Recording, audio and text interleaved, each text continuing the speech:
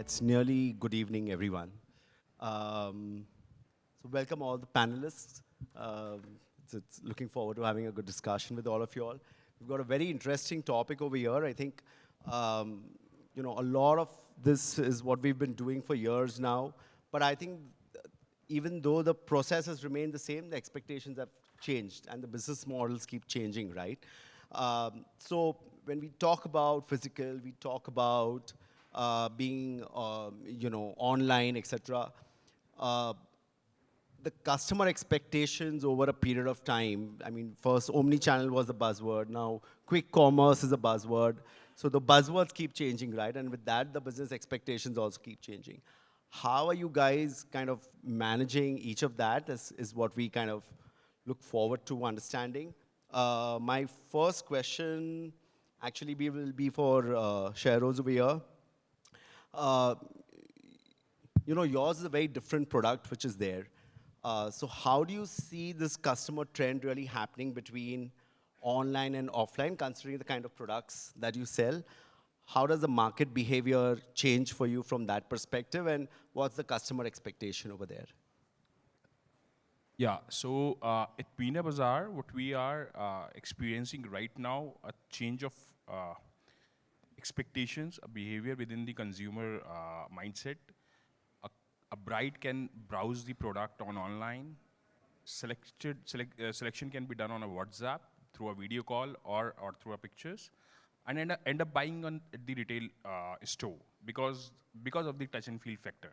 Because it is something which is very important thing for a bride to dressed up in a lehenga or a kind of a bride outfit. So it's again a touch and feel factor is always been there. No matter what, that is something which is very important thing in our category especially.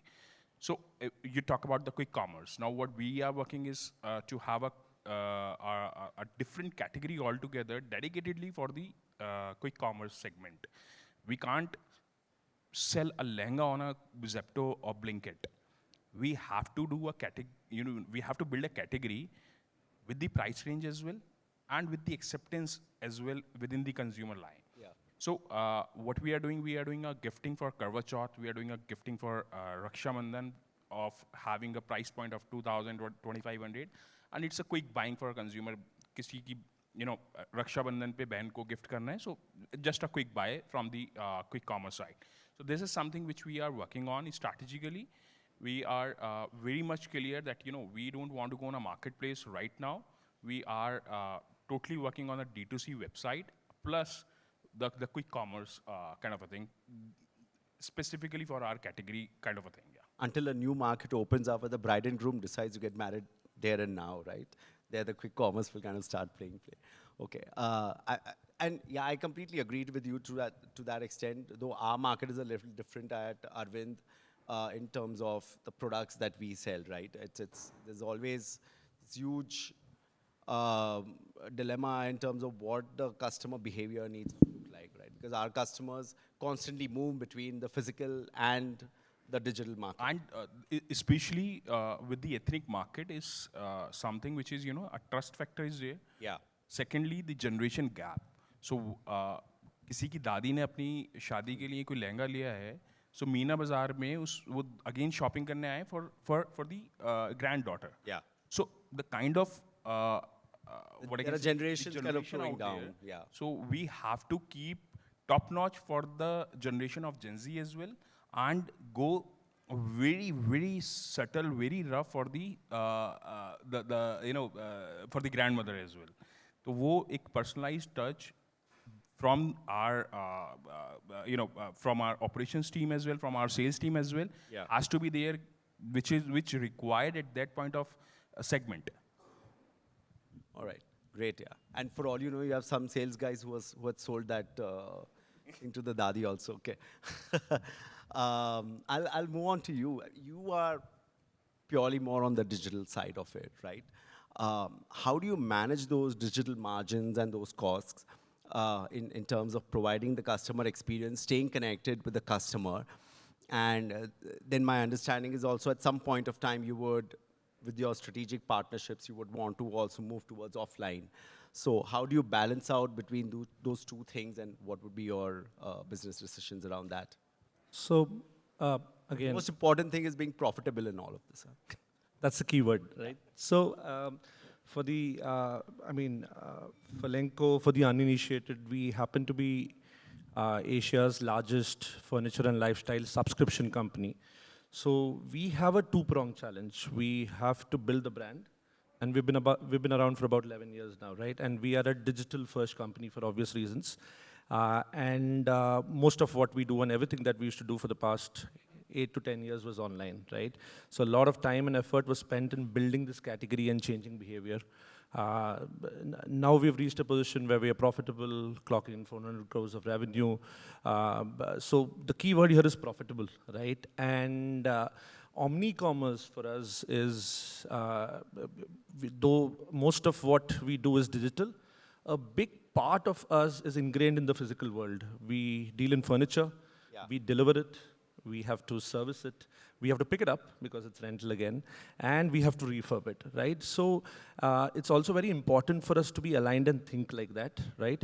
And furniture being a very high involvement category like Meena Bazaar for that matter, people also want to touch and feel, right? So our foray into offline happened a couple of years back where we wanted to give consumers an experience of touching and feeling the furniture.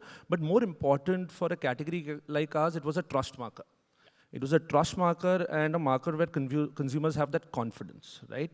Now coming back to profitability, right? Omnicommerce is convenient, but convenience without profitability is not sustainable, right? So a lot of what we did was to ensure how can we make this profitable, right?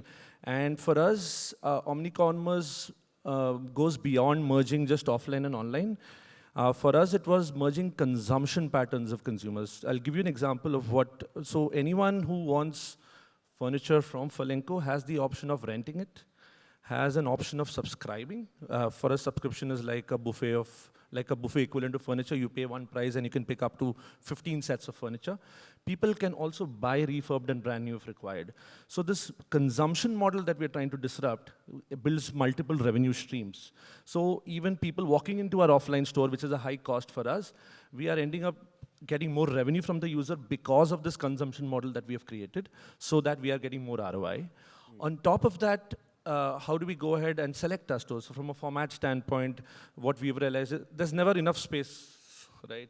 More the merrier. But the idea is how do you get this balance of how much space, how much rent, and what to show, right? And that's where also technology comes in, and we were having a discussion on how offline and technology can go hand in hand, right? So selection of the space, what format works, the catchment analysis of where your store needs to be. So we go to a place where our TG is sitting the most because our discovery happens online. The consumers then want to see a little more. A big part of them convert online, but a big part of them want to see. So when we spoke to our consumers who visit our store and convert, 60% of them said that if not for the store, I wouldn't have rented from Furlenco. Right? For a category like rental, it's becoming important. So yeah, I think it is important for us to think of anything. Omnicommerce, if you have to define it, it's two-pronged. It needs to create enough value for the consumers, at the same time have enough business profitable sense for the business for it to be sustainable in the long run. Yeah. I'm going to be a little selfish and get Rohit in the picture because he's my partner. You're on the tech part mainly, and you partner with a lot of retailers, right? How do you work on the profitability margin part of it where you're selling the software, but at the same time ensuring that the customer gets value out of it? So I represent Ginesys. I'm going to hold on to that answer. Huh? Yeah, please. You can absolutely hold on to it. It's written in stone. So this is Rohit. I'm representing Ginesys. We have a complete retail omnichannel suite, including the ERP, POS, and e-commerce order fulfillment engine. And we are working with 1,000+ brands and retailers across the country, have been doing that for more than a decade.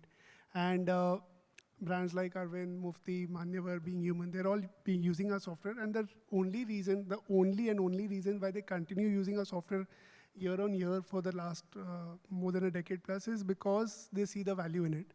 The value is coming from the ease of operations, are we, giving them incremental features or incremental benefits year on year, quarter on quarter to help them ease out? And business challenges never remain the same. They have changed a lot from, say, maybe 2020 and before that 2015 and where we are at now. Things have changed very fast and the speed of change is increasing a lot. So I was just speaking to Manish from Mufti right now, and they're also one of our customers, and they are using our complete Omni platform. And what they said that, implementing this complete suite has really helped us. Why? Because earlier they were at maybe 15% of Omni orders. Now they're at 60% of store fulfillment. So that means that much more, improvement in last mile delivery, that much more inventory efficiency at the store, that much more, faster turnaround to the customer. So that has really come about because of this push towards Omni the promise that we first sold them, and then they, going all out and adopting it, and then obviously they have done a lot of process engineering as well to make sure that this all gets aligned with the store staff and the back-end staff in terms of marketing, pricing, promotions, and everything else. But yes, there's a value that the tech is bringing to the table, which may be invisible to start with, but then it becomes tangible as the months start going by. It's very politically correct statement. Okay. So we'll take this point forward and come to the next point in terms of the role of technology end-to-end, right? Juie, you, Rohit, you all work seamlessly with a lot of partners across, right? Where do you see most of these investments really going into at this point of time in omnichannel? Is it on the supply chain part of it? Is it in the front end part of it? Is it purely on the website? Or, what are those other areas where, or AI, which is, and not AI just from the perspective of using that word, but in genuine terms, how is that really being utilized from the retailer perspective? And how do you help prioritize which technology to implement and how to go about it in their roadmap or in their journey? Maybe you can answer that. You are the one who's choosing. Okay, so we'll start and then probably I'll try to add on to it if you want to take that question, start. So to begin with, I'll first of all like to tell that for every brand, depending on business, category, what model they're operating in, the kind of investments that are being put, that portfolio looks extremely different. And this is what I've seen across the last 5 years, working with a lot of fashion retailers, other e-commerce, native brands that have now forayed into retail, and retail first brands that are now going online. Overall, what we definitely see is a good split of business coming in both from e-commerce business as well as offline or retail business. And it's definitely going to be a model where both business models will survive and thrive. Along with this, with new capabilities around quick commerce that have come up, and we see this happening where Zepto, Blinkit, Instamart, all of these have grown phenomenal growth in the last 1.5 years. We see a lot of traction also from brands and to say, why can't I replicate this on my own platform? So a lot of investment recently across brands has also been happening on enabling quicker deliveries, because then, of course, with quicker deliveries, they also get to play around with consumers. Policies in terms of maybe returns are not acceptable for products that are delivered within 2 hours or 5 hours. Maybe they can also play around with a higher, of course, inventory turnover across retail stores. And just getting to the consumer faster. So a lot of investment happening in that space. And then, of course, there's the entire tech ecosystem that both Rohit and we represent, acting as enablers here. Along with this, AI, definitely, I think a very good use case that I've personally seen being adopted extremely well across ClickPost customer brands happens to be around AI agents that are working on customer support. So it could be NDR resolution, it could be use cases around order confirmation, where typically this used to be outsourced to a BPO, KPO. Now, with AI agents being trained on brand language, etc., this becomes a much seamless approach for brands to take and replicate the whole experience in a very scalable fashion. Yeah, I agree to it to a certain extent. My whole take on quick commerce is a little different. I think it really varies from what you're really trying to sell at the end of the day, right? It's very important to know whether the kind of products that you're trying to sell should be there on quick commerce or shouldn't be there. For everything fancy that you try to do, there's a huge cost attached to it, right? So it's very important to understand if someone's ordering a Calvin Klein t-shirt, do I need to be there on quick commerce, right? And how much of inventory do I need to keep aside for that? And where does my warehouse need to be for being able to give it in 10 minutes, right? So for every fancy thing that's come, there's also cost attached to it. It's very important for the business to have an ROI around it, everything that you do. And see whether it's really making sense or it's not making sense for you as an organization. In my 20 years of retail, I've learned one thing: do what's right for your business. And it's very important to understand what the business priorities are, what your growth plans are, and then put the tech accordingly. So if my priority is to open 800 stores or 200 stores, I need to work on my supply chain. I need to work on my logistics. I need to work on my backend, my replenishment, merchandising, put my money on those kind of softwares which kind of improve the overall assortment and all of that I have in my stores. So you got to play it out in terms of what's working, what's not really working for your own business, and then take a call instead of just going out and saying, oh, let's put it this technology, let's put AI somewhere over there, which generates the most fanciest of report, but nobody's using it. And then the other part of the whole tech bit, again, is in terms of, people talk about customer experience and store experience and all of that. So you'll have these fancy digital signages that a lot of times coming up. I remember about 7-8 years back, I was working for another fashion retailer. And we used to make, okay, let's take a name, Raymond. And, we are famous for making suits, right? And someone came up with the funda, let's put a big screen in the store, and the fabric comes up, and then the customer stands over there and wraps the fabric around it, and he gets to know what the suit looks like. Trust me, not a single customer wanted to have a look at it, because at the most there's only one groom who is probably the younger guy who looks fit. Everyone else comes in a different shape, right? And the moment he used to take that fabric, they used to look so bad. They were like, "Arey, ye to nahi pehen sakte hai," right? So the next thing everyone's kind of saying, no, let's get it out of the store, let's get it out of the store. So you also have to understand your customer base and say, is this really something that you want to do for your customer? Is he going to be comfortable using that tech and getting that special feeling? Now, if I used to do that in a made-to-measure, that was a very different thing. Because the customer is so confident about what he's coming and buying, and he wants to know what it is because it's very premium. So that was a very different thing over there. So just understand your customer segment and then work on the tech accordingly. So that's my take, really. Let's move on to the next. Again, so all of our businesses have a lot of internal silos. We have physical retail, then there's someone handling digital. Everyone has their own plan. How do you as a business, let's start with you over there, because yours is a legacy part of it. Then you're trying to move into becoming a more modern retailer. How do you kind of marry these two things together? I mean,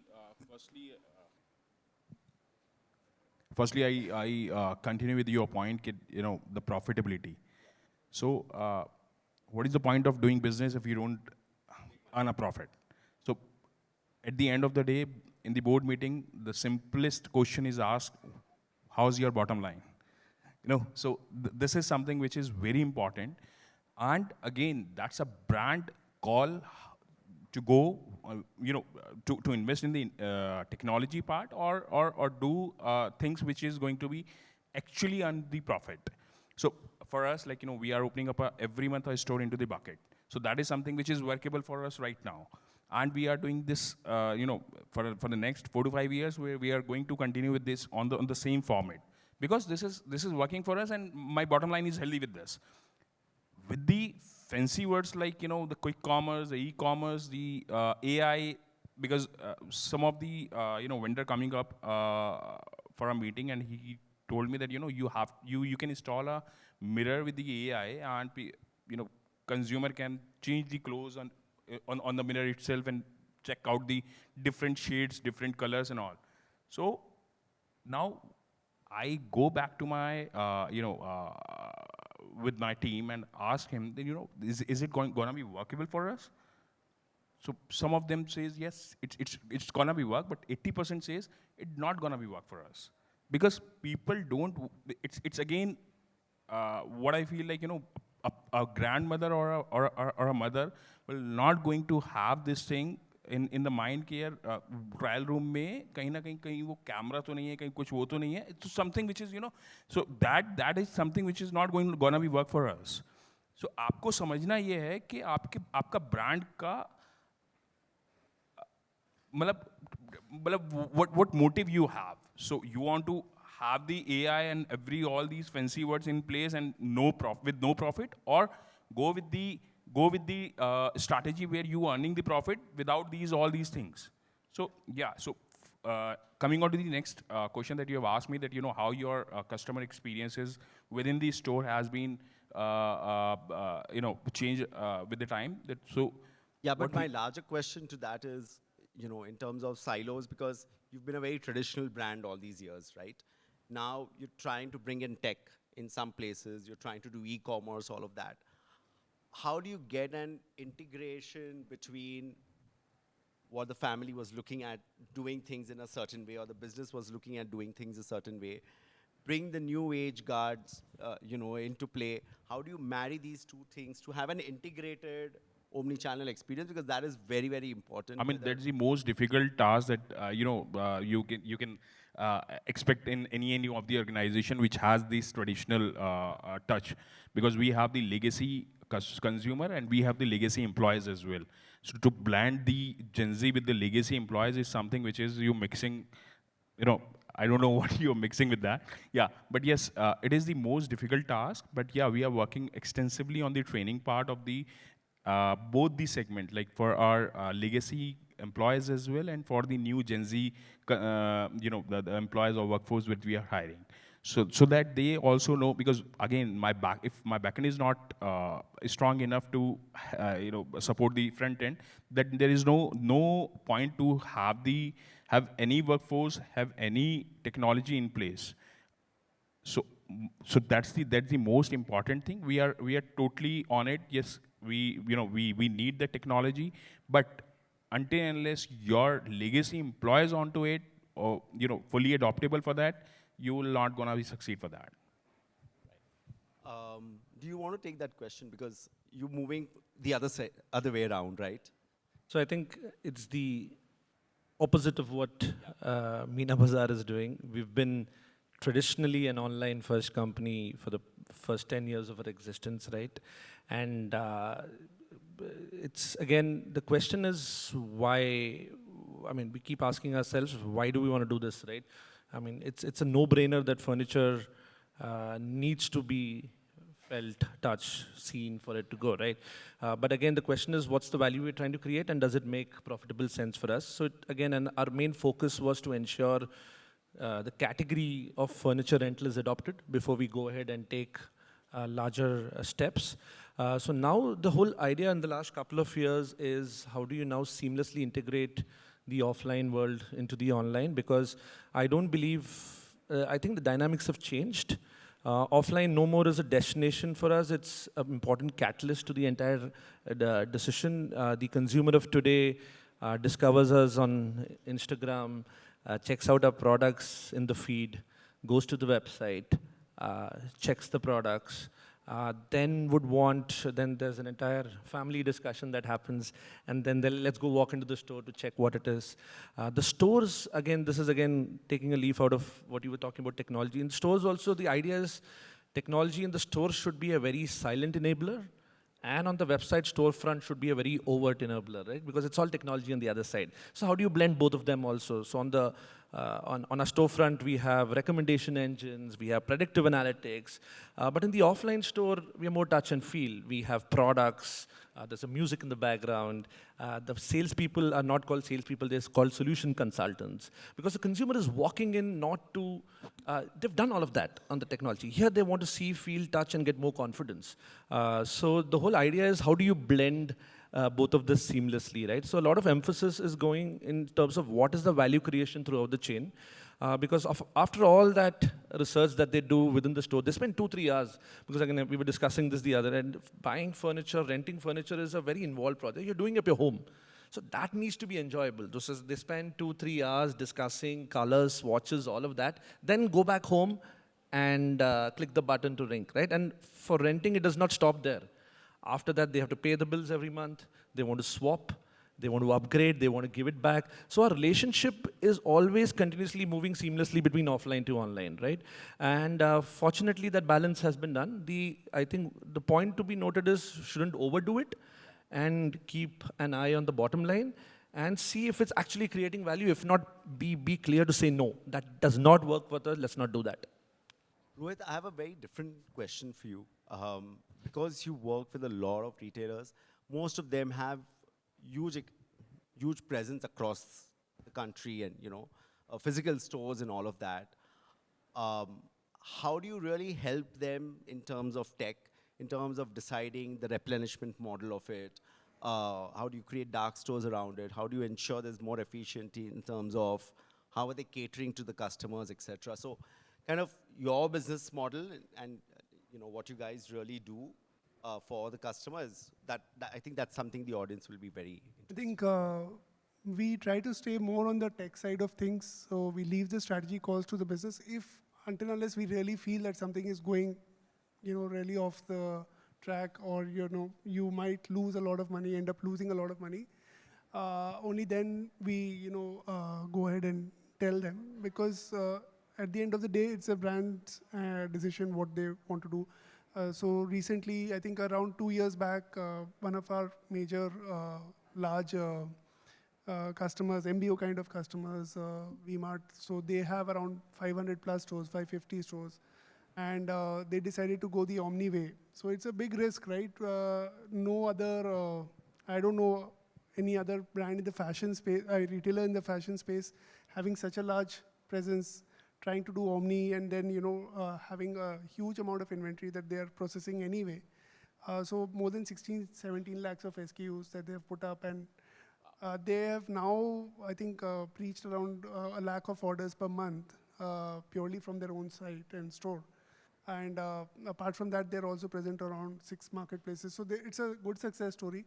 What they are doing good is, what they learned a lot is, how to optimize for the KRAs, KPIs, because a lot of this is with the people. We can give them the best of technology, but if the processes and the people are not trained on how to use it, what the correct processes of receiving it, returning it, shipping it, packing it to the customer, sending it, the return percentage will go up. Yeah. Or the cancellation percentage will go up. So the main thing is to fix the process, and that is the learning that happened over the last few months, maybe 5-6 months, to make sure that this thing turned around and became a success. So we can guide on the tech part of it, how to integrate, what should be integrated, what touch points should be left out. Maybe you don't need to put up all the inventory at one go. You should be a sliding window. It should be something that you can do as you scale up. Those things we do guide and advise on. But what the process part of it, that probably the brand has to learn and figure out on its own. And I think one of the key differentiators probably is what they do implement over there, I think, in terms of the process changes or the process mindset, I can say. That's the adaptability at the end of the day. So Rohit, Juie, which techs do you really see in the next 2 to 3 years playing a huge role from whatever you guys do, basically? I mean, what trend do you really see that's going to take off at this point of time from where we are currently? So in terms of new trends in online and offline businesses that we're seeing picking up, I think one would definitely be on uh, customer expectations moving along with what's available in the market, and the whole kind of experience that customers are used to, that needs to be replicated across the buying medium. So if they have the convenience of enabling seamless returns and exchanges, um, buying online, returning in store, all of these things which in some fragmented bits and pieces has been implemented across the industry. I think this is definitely going to become the norm in the times to come, where omnichannel is not just going to be something that... It's not just a buzzword. It Yeah, needs to be there in its real form. I agree.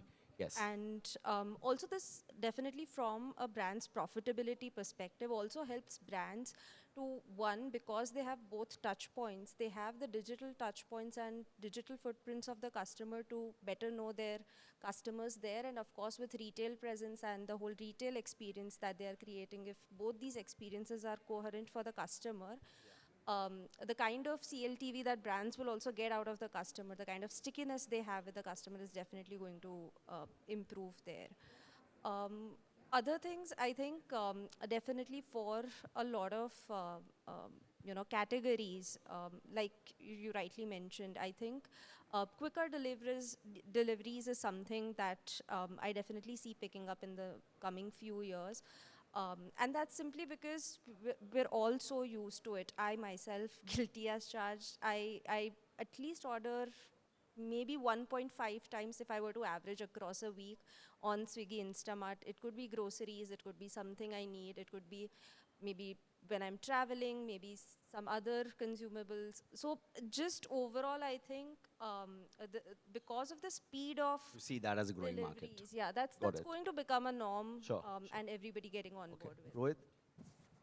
I think I agree with Juie that main point is Omni has to be a part of the core strategy for every brand, whether it's a digital. So it could be the Omni customer experience. I think I don't mean in terms of physically having a store. What I mean is the Omni customer experience. I think that is a key trend that will stay, and it will definitely keep getting better over the next few years, like with the integration of WhatsApp agents and everything else.